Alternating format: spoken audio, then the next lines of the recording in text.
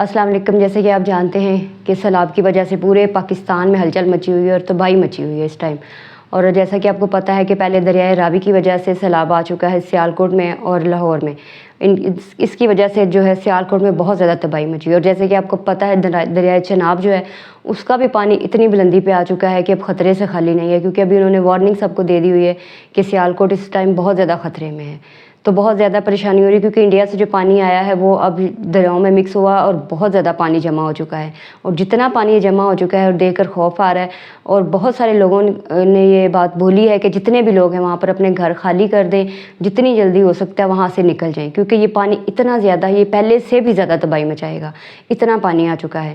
آپ نے دیکھا جیسے لاہور کی سوسائٹی جو ہے پوری اس ٹائم ڈوب چکی ہے، اور وہ تھی دریائے راوی کے ساتھ۔ اور اب جو ہے دریائے چناب کا جو پانی آ رہا ہے وہ سیدھا سیالکوٹ پہ جائے گا، سیالکوٹ سے پھر اس نے آگے جانا ہے۔ اور آپ خود سوچیں کہ اتنا پانی آ چکا ہے کہ جو لوگ ہیں وہ اپنے گھر بھی خالی نہیں کر رہے۔ کیسے گھر خالی کریں؟ ہم جانتے ہیں کہ بہت محنت سے یہ گھر بنائے ہوئے ہیں، بہت غریب لوگ رہتے ہیں وہاں پر جنہوں نے یہ اپنی پائی جوڑ کے گھر بنائے ہوئے ہیں، لیکن اب کیا کہہ سکتے ہیں، اپنی جان سے زیادہ کچھ بھی نہیں ہے۔ تو آپ لوگوں سے منت اور فریاد کرتے ہیں کہ آپ لوگ جو ہے اپنے گھر خالی کریں، اپنی جان کو بچائیں۔ گھر تو پھر ہم لوگ بنا سکتے ہیں، لیکن یہ ہے کہ اپنی جان جو ہے وہ پہلے ضروری ہے۔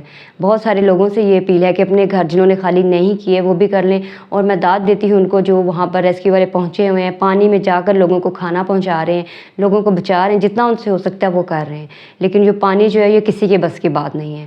اتنا زیادہ پانی آ چکا ہے کہ وہاں پر ہمارے جتنے بھی پیارے ہیں ان کے لیے ہم دعا کر رہے ہیں کہ وہ سب خیریت سے ہوں اور جلدی سے وہاں سے سیف جگہ پر پہنچ جائیں، کیونکہ پانی اب جو ہے وہ بہت زیادہ ہو چکا ہے اور اس کو کنٹرول کرنا بہت مشکل ہو چکا ہے۔ تو جو لاہور میں واقع ہوا ہے، جو آپ کو پتہ ہے، جو سوسائٹی جو ہے اس ٹائم ڈوب چکی ہے، اتنے مہنگے انہوں نے گھر لیے، اتنا مہنگا ان کا فرنیچر سب کچھ تباہ ہو چکا ہے اس ٹائم۔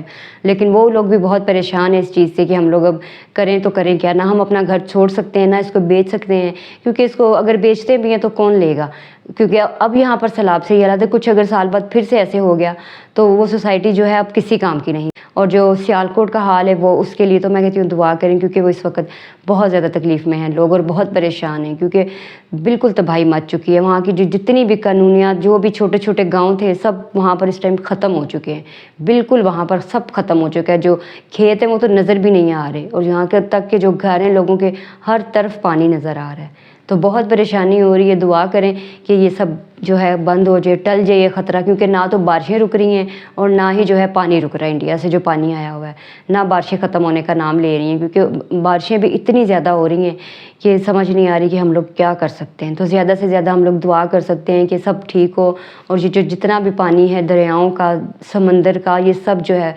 ختم ہو جائے، اور جو ہمارے لوگ پیارے ہیں وہ سیف ہو جائیں۔ بہت شکریہ، دعا کیجیے گا ضرور، اسی طرح ہمارے ساتھ رہیے گا۔ اللہ حافظ۔